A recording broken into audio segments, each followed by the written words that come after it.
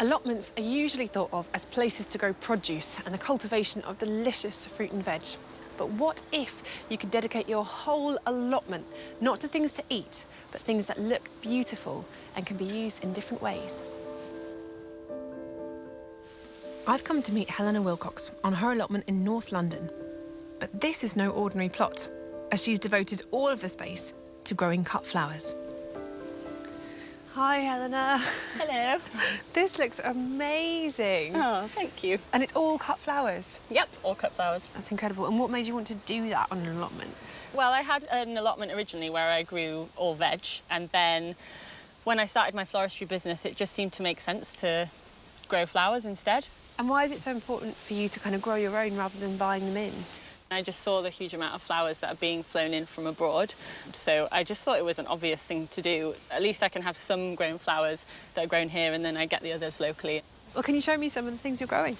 Yeah, sure. This is the dahlia bed, and then we've got poppies, which I've obviously let go to seed because the seed heads are so nice. So you're using the seed heads rather than the flowers for Yes, your displays? Because the flowers, even though they're beautiful, they're a bit temperamental. They don't last very long. No. Got cornflowers, some lovely ammi. It just flowers all summer. You can sow it direct, and it just is so beautiful and makes all arrangements look really feathery and summery. And then this is the cosmos bed, which again is just a really easy flower to grow. Flowers all summer, and it gives you loads of joy, and it adds loads of texture to arrangements, which I really like. Yes. It sort of dances above everything, which is nice. It's just pretty. Beautiful.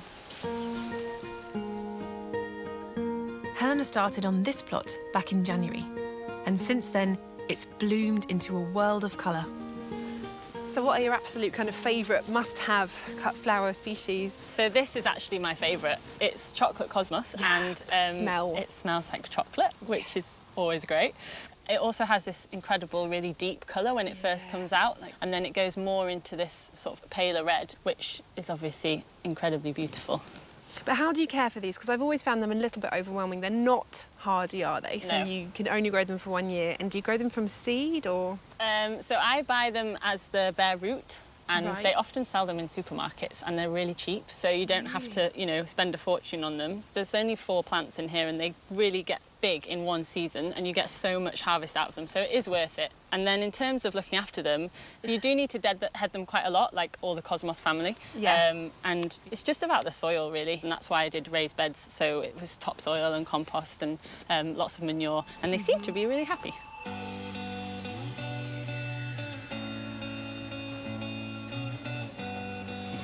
Ooh. Thank you. There you go. Nice shade.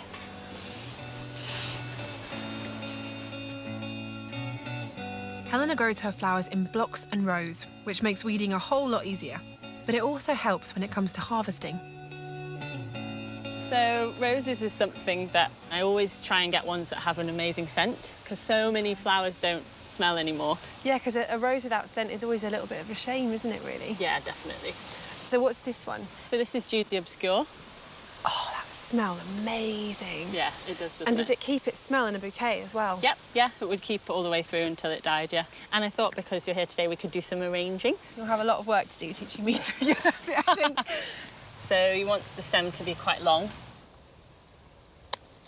And then you want to put it straight into the water.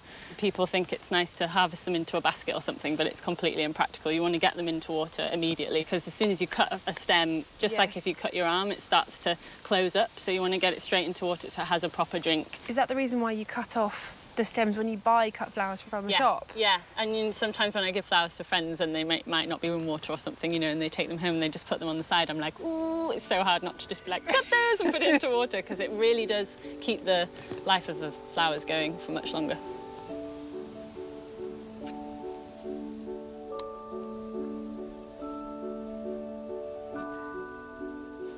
So now we're going to start the arrangements. I'm genuinely nervous about this. Just try to relax and enjoy it. There's no pressure. OK.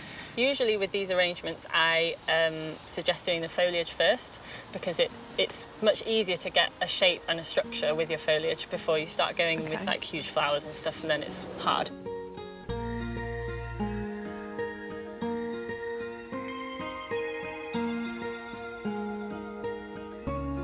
So how tall would you make this? Don't be scared to cut things quite short and put them in quite low. been quite far. Yeah. Okay. And then you can start going in with some bolder flowers, like your dahlias or something, if you'd like. Let's go for an echinacea. Yeah, so pretty.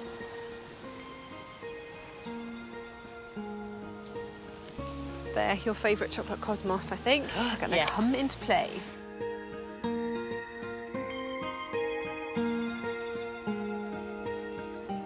I think I'm done.